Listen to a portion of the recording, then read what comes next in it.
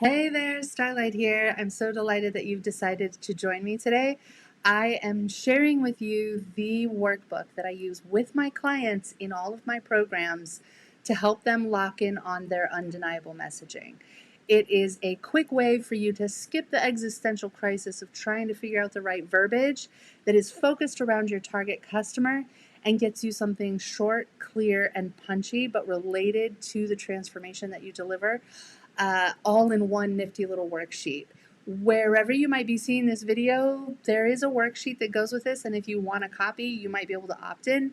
If there's no place to opt in, leave a comment down below that says messaging, and I'll make sure that you get a copy sent to you. So let's talk about undeniable messaging and why it's so impactful, right? There's a few indications for me as a strategist that help me know somebody is struggling with their messaging in their business.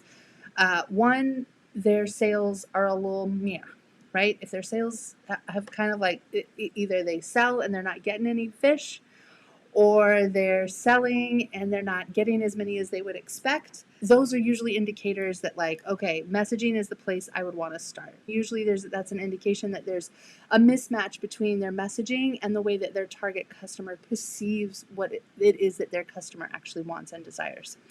A real clear indicator that your messaging needs a little work is when your clients who get done with your program refer other people to you, but those people aren't a good fit for you. Or they describe what you did for them in their testimonial as something that is completely unrelated to how you helped them, right? You've allowed them to sort of fill in the blanks on what they think you do versus what you do, right? And then there's just the insecurity of not knowing if you're using your client's language and wanting to make sure that you totally nail it, right? What do we really want actually when we have undeniable messaging? I mean, we want undeniable messaging that's just so tasty, you can't say no. The first is to have a message that is so clear that it rings the bell of your target customers. When they hear it, they know that you're speaking to them and they come running, right? They know that you're the person with the solution. The second is that we don't really like that salesy bullshit language, right? And so sometimes it's tough in our marketing where we want to put who we are into the context and be creative and articulate something without sounding like a schmuck. It's a little tough for us to have messaging that lands on that. So what we're really aiming for here today is language that doesn't sound schmucky. And then the third part is having people get referred to your program knowing exactly that they're a good fit already before they show up, right? Qualifying your customers isn't just about qualifying them before they work with you, it's about giving them the opportunity to qualify themselves. And your messaging is one great way to make that happen. Now, we're going to dive into this workbook today. As I mentioned, this is the exact workbook I use with my clients, and that's really the meaty bit of this workshop. If you don't have time to do this right now, pause the video and come back because we're diving into the workbook. There are 3 things that I want you to avoid as we dive in. The first is using foofy language. If you're in the metaphysical space, if you are a healer, sometimes we talk about human transformation in this hyper elevated way. Spiritual people can relate and understand spiritual language, but spiritual seekers may not understand that language yet because they're not in the world of our spiritual seekers. When we use language that's too foofy, meaning not specific, meaning not tied to a way that a normal person thinks and speaks, we are alienating people who might be a perfect fit for our service because we're using vocabulary that they don't have. The second is we are not talking about features today. So if you dive in and start telling me, oh, there's hours of course content and Zoom calls and no, we're talking about the wrong thing. So no feature talk today. This is just about the promise that you are making to your target customers. And then third, and this is kind of related to foofy language, but this is for the experts in the group who have the habit to talk about their work as an expert with elevated language and have a tendency to get buzzwordy. You have a massive education in what you do. You've been doing it for a long time. That's not the language that we want to use in this particular context because it comes from an educated professional place, whereas our customers might be coming from a different place and have different language in their head. The whole idea of this workbook is to bring into alignment how your customers think, feel, and actually want things and the solution that you offer to give them language that fits right down the middle, that matches what you say you're going to do with what they actually want.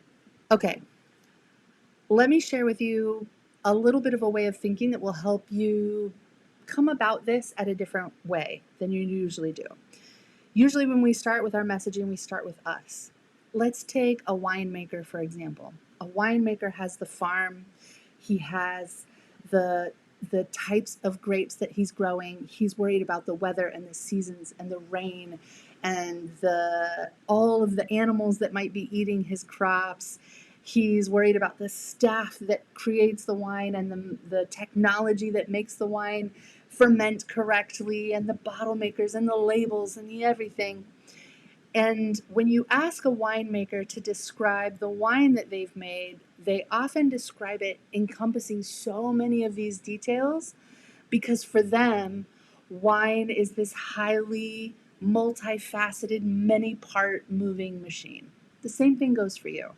When you've created a program or a community or a membership, you've thought about all the content you're going to put in it. You've been making videos and recordings and social media posts and getting your virtual assistant to do this and building a sales page and a cart funnel and the tech and the conversion. Oh my God, it is a never-ending process. So when somebody comes and asks you about your program, you have a tendency to describe your program in a way that encompasses all of those details. And that's not what resonates with the person who wants to drink the wine, right? What I want when I drink the wine is what? What do I do when I go into the store? I pick up the wine bottle and I take a look at the label. Yeah? Because the label tells me the things I want to know. Is this a wine that I'm going to like? Is it from a region I'm familiar with? Am I curious about the combination of flavors? And asking a wine creator to tell you about their wine is often overkill when all we really need is the label. I like to say that we are often, as the creators of our program, trying to describe the wine from the inside of the bottle, right? And what we really want is a label that helps your target customers know that what's inside of the bottle is what they want. Yeah? Some of us have a tendency, we might be talking about me here, I don't know, especially if you're a multi-potentialite, if you're somebody who's had a lot of roles, wears a lot of hats, does a lot of amazing things for the people in your life, you may have difficulty coming up with a simple message because you feel like you have to put that message on yourself, and that often can feel way too small for who you really are and what you can really do. Totally reasonable to feel that way.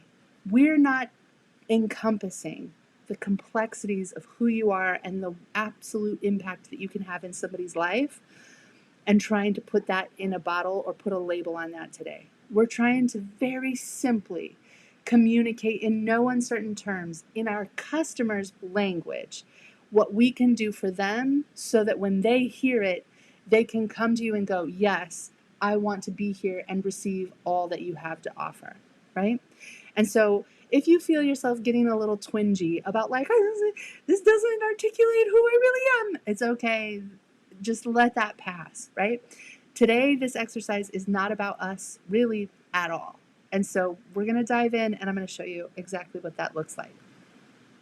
If you want to join me with the PDF, we're going to do this really quick. So in this lovely workbook called Undeniable Messaging, we've got a couple really quick little exercises that we're going to do to bang through to land on our message. I'm going to move through this pretty quickly because I would like to not spend my whole day doing this workbook with you, and I don't want this video to get very long. But if you have questions as you're going through this, feel free to DM me or tag me on social media, anywhere you feel like, to get further insights, yeah? Okay, so first things first, what's my specialty? This is how I would define myself, right? We're going to focus right now, this particular page is about finding your core currency. Core currency is a fancy way of saying the thing that your customers think is the most desirable thing that you offer, right? So while I might say, I'm a business strategist and I focus on community, right? Now, for people whose world that is, they might not know exactly what that means right out of the gate, right? So what I'm going to do is I'm going to get really nitty-gritty on two levels. What does my service increase and what does my service decrease? right? I know that my service increases, we'll say confidence, more members, more recurring revenue, more free time. What else? I need to stop saying because my little video editor thing is going to be like, you said a lot during this, but I was filling out a worksheet, man. Let's see. What else does this have? Okay, well, let's pop over to what it decreases. I know that it decreases overwhelm, member churn. Oops, I'm doing it again. I'm doing the Obama. You know what I'm saying? I don't even know what he says. Anyways, I'm tired, so I'm including crappy Obama impressions in my worksheets. Okay, my service decreases overwhelm, member churn, system, I would say like tech overwhelm, confusion. Oh, you know, some other things that my service really brings to the table is like increases community culture and the strength of that community. That's a little buzzwordy in there, right? That's a little experty language. We'll talk about. You can point that out and go, ooh, and you'll see how we don't use it later. Let's see, customer lifetime value. That's a big one. The thing is I know that is strategist language and not necessarily customer language. My customers, once they know what customer lifetime value is, they definitely want it, but I can't assume that they'll all want it when they see it. And then let's see, decreases, member churn. Oh, we could say community engagement, member conflicts, right? Now, if I was a fitness coach, I could say my service increases physical health, well-being, energy. My service decreases weight, sluggishness, etc., right? You fill these in with what it is. And then where you can, because not all things are measurable, but where you can, go back and see if there's a specific metric and timeline that you can assign to the results. So community engagement, that's not really, okay, customer lifetime value, that's not language that my customers care about, so I'm not going to dive into that. More free time, that's kind of amorphous. How much is free time for one person versus another? More recurring revenue, I know that maybe not for everybody, but I've gotten a 60% increase in monthly recurring revenue during a contract. I've had some others like more or less, you know, that could go up or down. More members, I could say, out of the majority of the programs where I've helped my clients launch, we've like brought in some good members, right? New members. And if we add this a timeline, we could say in 90 days, right? Confidence is kind of hard to measure. Member churn, we could say reduced by X%. The thing is not everybody struggles with member churn. Tech overwhelm is kind of hard to measure. Confusion is hard to remember. Okay, so I've got a list of what I would say things my service increases, things my service decreases. The goal of this page right here is to identify the one that is the most valuable and impactful to my customers. Now, part of that is what is measurable. So I know that we're down to like member churn, which again, some clients may know what that is, some may not. They might not know their own member churn. And reducing it by a percentage may be hit or miss because some clients may have high member churn, some members may have low member churn. So reducing it by 70% may or may not be applicable depending on the client.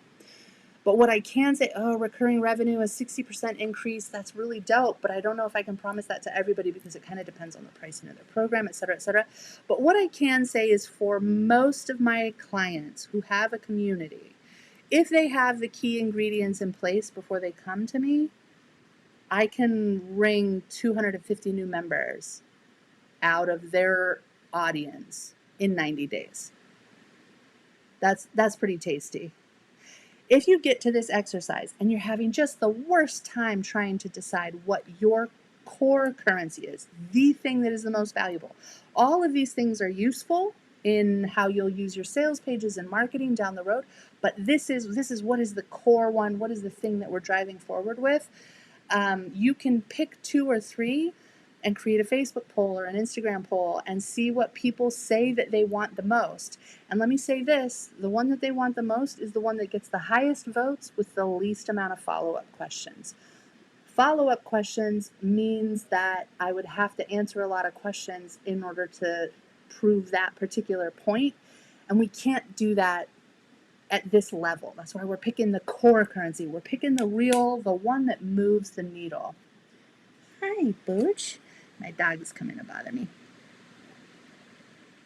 Okay, so I'm going to go with 250 new members in 90 days. I'm going to say that's my big currency. We could also just say this very nicely as like mo members, right? Okay. This next page here is where I'm going to dive into what I know and understand about my target customer. If you struggle with your target customer research, this is not the exercise to do. It's time to go back, do some more ideal client avatar research, do more exploration around that. If this is something that you're looking to create, but you haven't asked yourself these questions before, I suggest going back through any sales conversation notes where you were speaking with a prospect and looking at what they said, because they will tell you these things. These are not things that you're going to make up inside your head. These are things that they're going to tell you. So if I told my client today, give me 90 days and I'll get you 250 new members in your business, what are they most likely to tell me are the biggest obstacles between them and those results? It's probably going to be tech systems. There's always something going on with tech, whether they need a new platform or new communication or something, or my this or my that doesn't work. Overwhelm with regular stuff and time availability. Those are pretty common, right? Busy business owners don't have so much time and they've already got a lot of stuff going on. So how are they going to commit to 90 days? Oh my God, that seems like a lot. Will I have the time to do it? Let's see here. I would also say there's program confusion. This is usually around, is my price right? I want to upgrade the program content. I'm not sure how to present, package my program, right?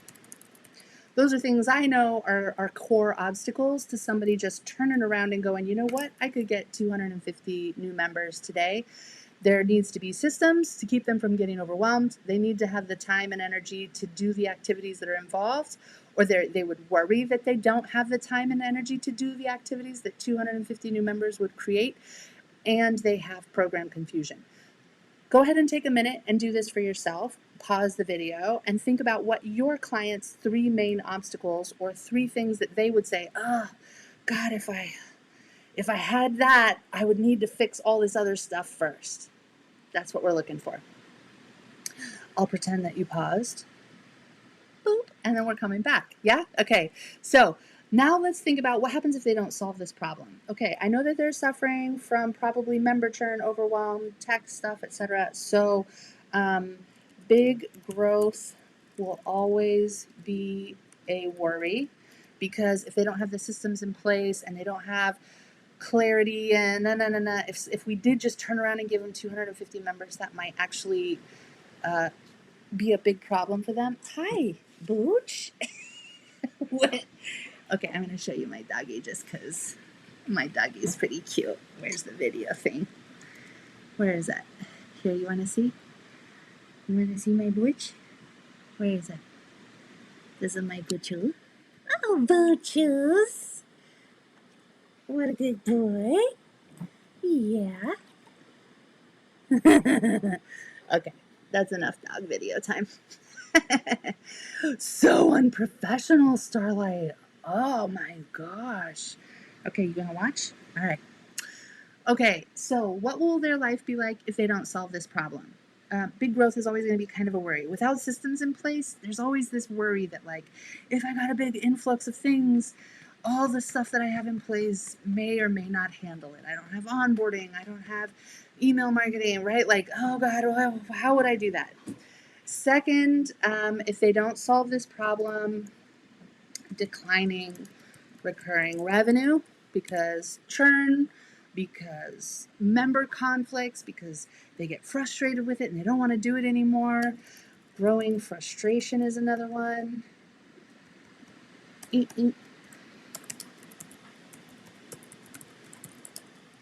We've got costs to them not solving this problem right now. That's what this is really about.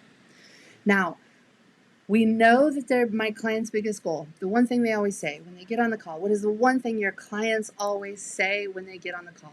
More members. Plain and simple. I want to grow my community. Often they want to take their community to the next big number, right?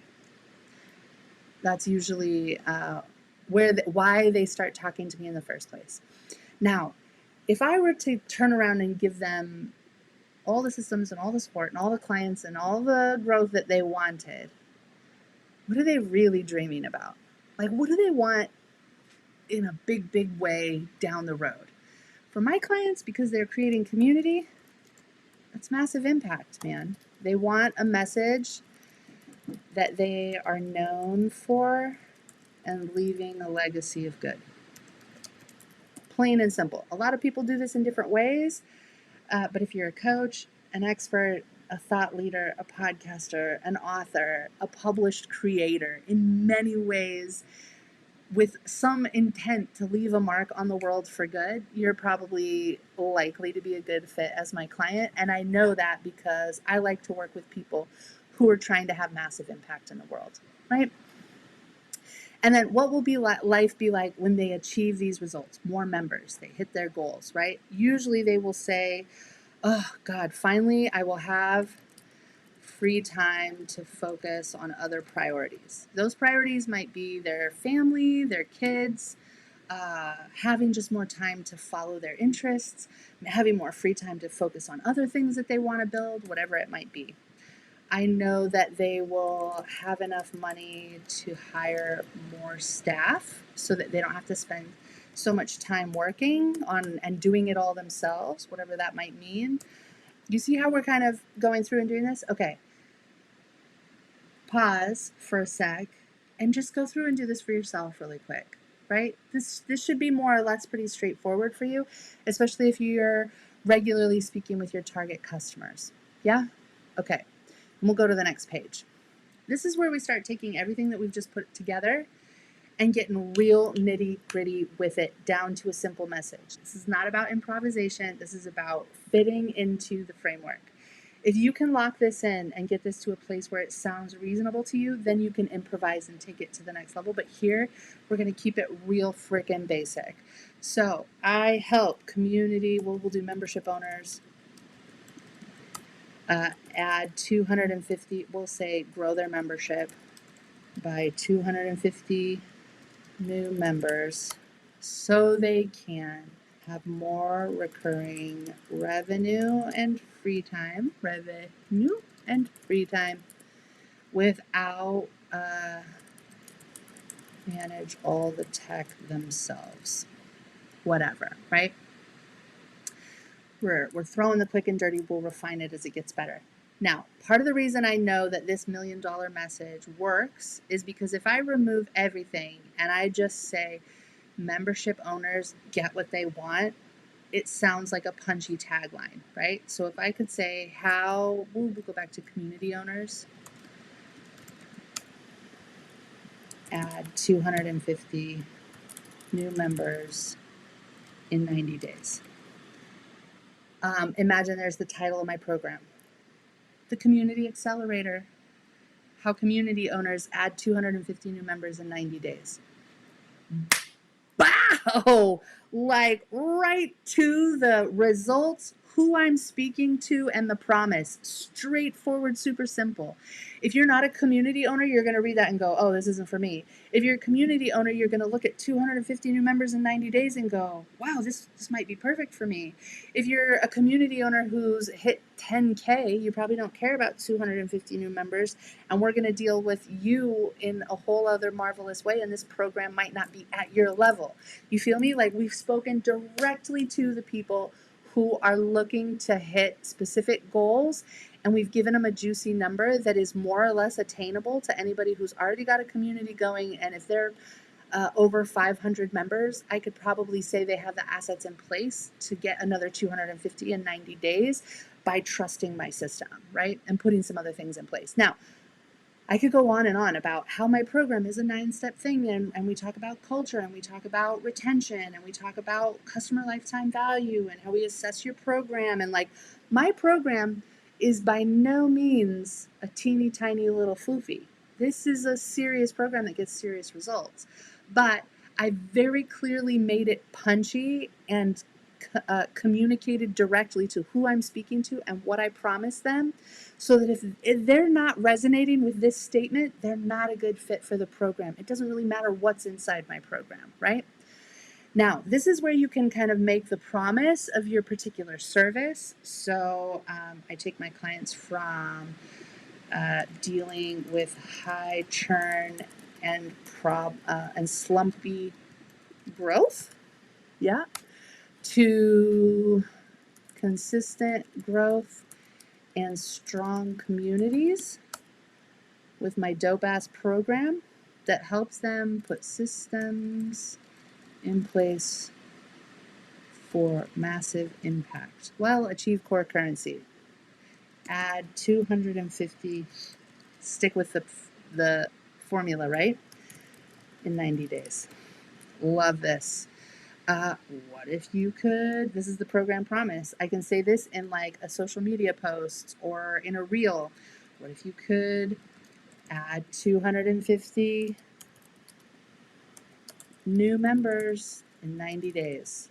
Inside my program, we'll work together through my amazing signature system. That means getting so many members without struggling with all the BS, right? I'm not going to go through all of the rest of this because we're getting lengthy and I want to bring this to a beautiful finish.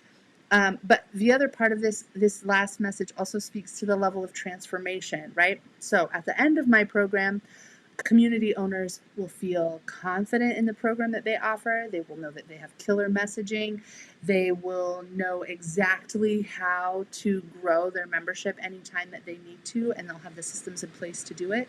They'll be able to get more, right? You see how like now I've taken everything, girl, everything I do inside of my program is ridiculous. We didn't touch on any of that today. We just honed in on what is the promise.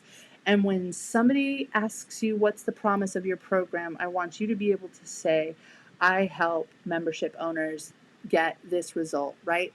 Without struggling from that thing. I can guarantee you get this if you do everything I say.